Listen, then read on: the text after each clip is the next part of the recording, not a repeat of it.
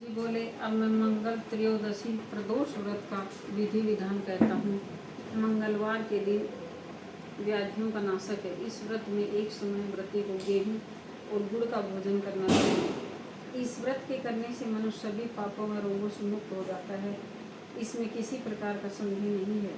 अब मैं आपको उस बुढ़िया की कथा सुनाता हूँ जिसने यह व्रत किया और मोक्ष को प्राप्त हुई। अत्यंत प्राचीन काल की घटना है। एक नगर में एक बुढ़िया रहती थी। उसके मंगलिया नाम का एक पुत्र था।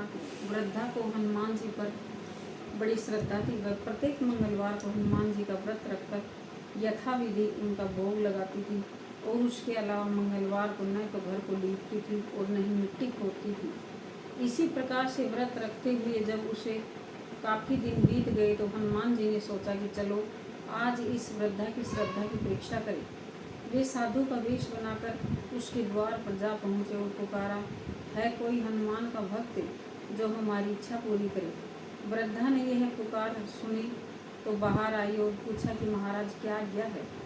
साधु वेशधारी हनुमान जी के बोले कि मैं बहुत भूखा हूँ, भोजन करूँगा तो थोड़ी सी जमीन लीप दे।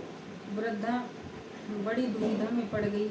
अंत में हाथ जोड़ के प्रार्थना की, हे महाराज, लीपने और मिट्टी खोदने के अतिरिक्त जो काम आप कहिए वह मैं करने को तैयार हूँ। साधु ने 3 बार परीक्षा कराने के बाद कहा, तू अपने बेटे को बुला, मैं उसे औंधा लिटाकर उसकी पीठ पर आग जलाकर भोजन बनाऊंगा।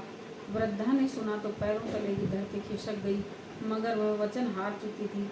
उसने मंगलिया को पुकार कर साधु महाराज के हवाले कर दिया, मगर साधु ऐसे ही मानने वाले न थे।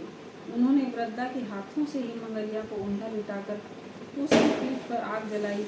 आग जलाकर दुखी मन से वृद्धा अपने घर के अंदर जा घुसी।